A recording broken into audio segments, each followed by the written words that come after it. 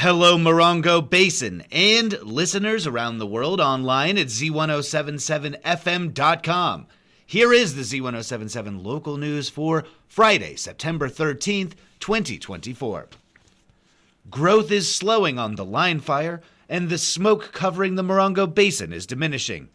The line fire, burning in Highland and nearby mountain communities, grew only about 1,000 acres in the last 24 hours, and is now at 37,743 acres and is at 21% containment.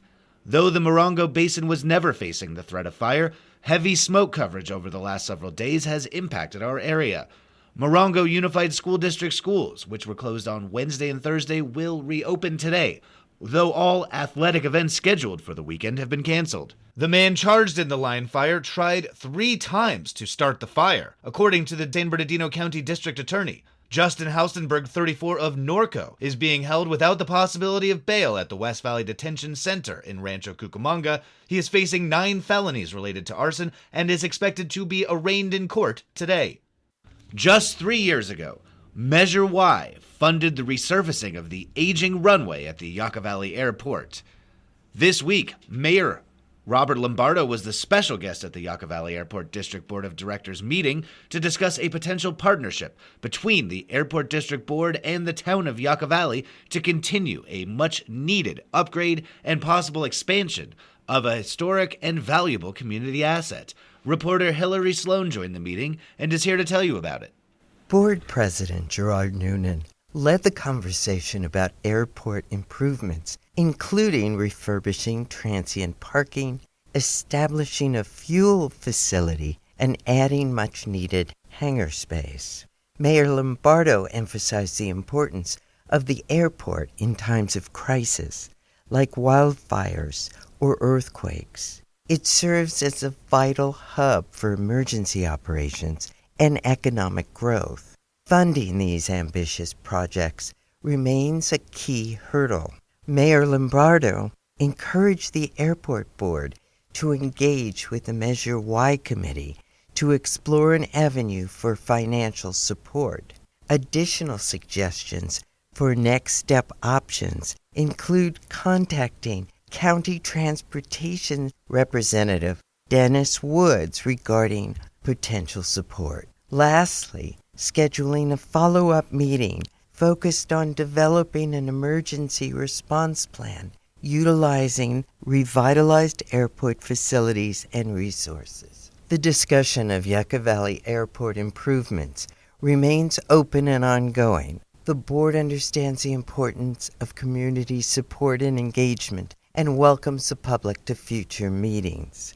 Stay tuned to Z107.7fm.com for developments on this story. For Z107.7, this is reporter Hillary Sloan. Tomorrow, the Native American Land Conservancy will be holding a special event at Hunut-Pachpihaka, their recently reacquired land in Morongo Valley, from 10 a.m. to 1 p.m. The day will center on indigenous art and perspectives on land management, plus a guided hike around Hunut-Pachpihaka. Reporter Gabriel Hart takes a closer look at the day's offerings from the NALC's guest presenters.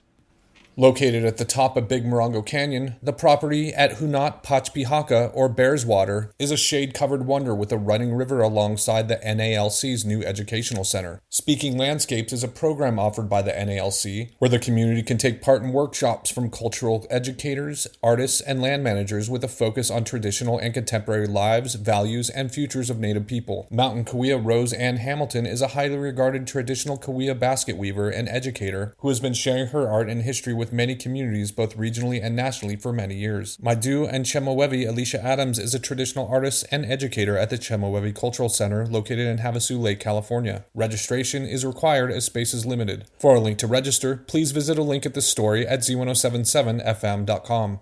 Reporting for Z107.7, this is Gabriel Hart. Tortoise Rock Casino continues their free Friday night concert series tonight. It's not Paradise City, but the grass is green and the people are pretty at Tortoise Rock Casino, especially tonight when Lies and Roses, a tribute to Guns N' Roses, takes the stage. Tonight's show is at the casino's outdoor stage on this lovely September night, far in advance of any November rain. And since these concerts are for all ages, you can bring that sweet child of yours. The free concert series is running every Friday and features a fantastic tribute band. They'll be playing hit songs at the casino's outdoor stage. The show tonight begins at 8 p.m. at Tortoise Rock Casino in 29 Palms. Barbecue is being served starting at 5 p.m. Seeds are the cornerstone of the plant world, and their importance to the planet Earth can't be overstated. That's the message the Mojave Desert Land Trust hopes to convey with a special lecture tonight, led by Seed Program Manager Patrick Embledge. Attendees will learn all about the foundational need for seeds and the importance of seed banks for the long-term health of the planet. The talk will feature a question and answer segment and conclude with a tour of the MDLT's Mojave Desert Seed Bank. It begins tonight at 6 p.m. at the MDLT headquarters in Joshua Tree. You can register at a link at this story at Z107.7fm.com. The event is free, but donations are welcome. Have you ever wondered about the focus of nature that shapes the world beneath your feet? Are you curious about the geological marvels that make the Mojave Desert such a unique landscape? Online news editor Robert Hayden has the details on a talk that is sure to rock your geological knowledge. Join geologist Dr. Alessandro Grippo at the High Desert Nature Museum for a free hour-long lecture on the natural history of the Mojave Desert this Saturday at 1 p.m. This talk will dive into the formation and ongoing evolution of one of North America's most iconic deserts and offer attendees the opportunity to discover the natural history behind the desert's most distinct rock formations, ancient volcanic activity, and rich mineral diversity. This lecture is perfect for nature enthusiasts, budding scientists, educators, and anyone with an interest in learning more about the local environment. No registration is required, but seating is limited. That's a free talk on the geology of the Mojave Desert tomorrow at the High Desert Nature Museum, located right off 29 Palms Highway on Tumosa Avenue. You can visit highdesertnaturemuseum.org for more information. Reporting for Z107.7 News, I'm Robert Hayden. Area thespians. Here is an opportunity to be considered for all of Theater 29's upcoming anniversary theatrical season productions at one time. Arts and entertainment reporter Charlie Thomas tells you how to get into the casting room. With their 2024-25 Silver Anniversary Theater season having just been announced, Theater 29 will be holding open group auditions on Saturday, September 14th at their main stage in 29 Palms. This will be an opportunity for area performers, both veteran as well as new talents, to be seen by the organization's complement of casting directors all at once. Per-production auditions will continue to be held as well, usually about 7 weeks prior to the opening of a new production. This season audition gives a preliminary chance to be seen by the decision makers. Each performer will schedule a 5-minute appointment period, which will consist of musical, monologue, and cold reading. Details, registration, and audition scheduling are available at theater29.org. Reporting for Z107.7, this is arts and entertainment reporter Charlie Thomas. What specific infrastructure does the city of 29 Palms need to have in place? That was the question posed to each of the 3 candidates running for 29 Palms City Council District 2, Jim Cruchette, April Ramirez, and Paul Razzo. Daigneault initially asked each candidate about their top 3 priorities for the city if elected, and they all provided infrastructure as one of their responses. Daigneault followed up by asking what specifically is the most important infrastructure from this perspective. Razzo answered first, saying, we need a sewer system. We need a sense of placemaking for the city. We need kind of a design. Placemaking? Yeah, so downtown we need some wayfinding. We need, so that you know where you are, we need to be pushing our history and what we offer as a community. We need a sense of design as a city. If we could, put some facade improvement incentives in place that are based off of certain color palettes, certain signage design, so that as a city we look like we're all on the same level playing field and we're a nice place to visit. All right, well, April, I'm going to come back to you with the same follow-up. We need flood control. We need a sewage system.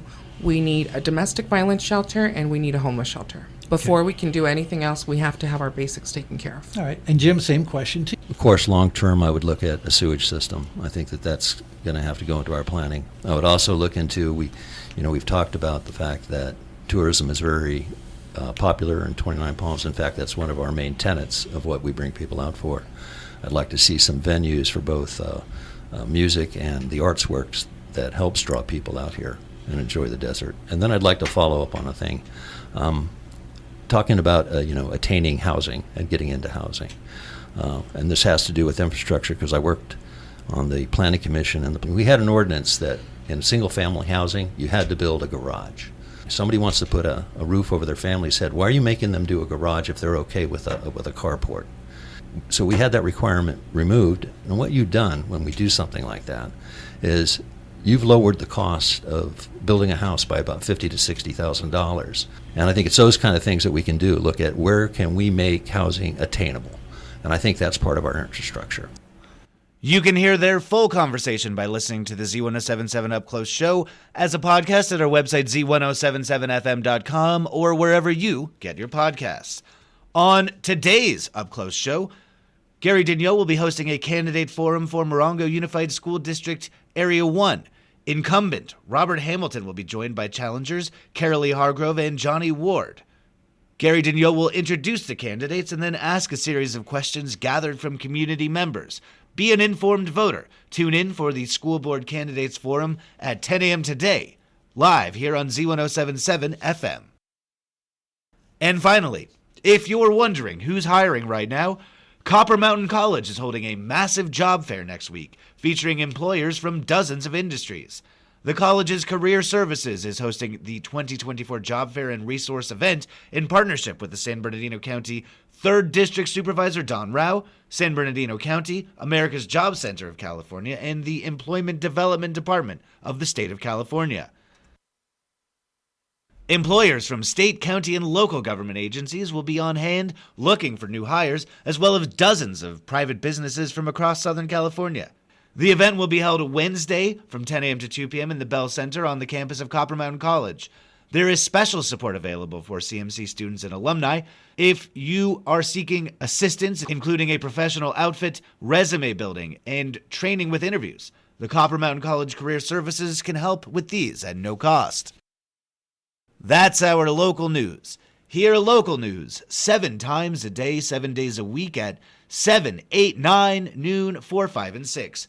If you hear about news happening, let us know. Email us at tips@z1077fm.com. Reporting for the Morongo Basin News Leader, the award-winning Z107.7 Local News, I'm Jeff Harmatz.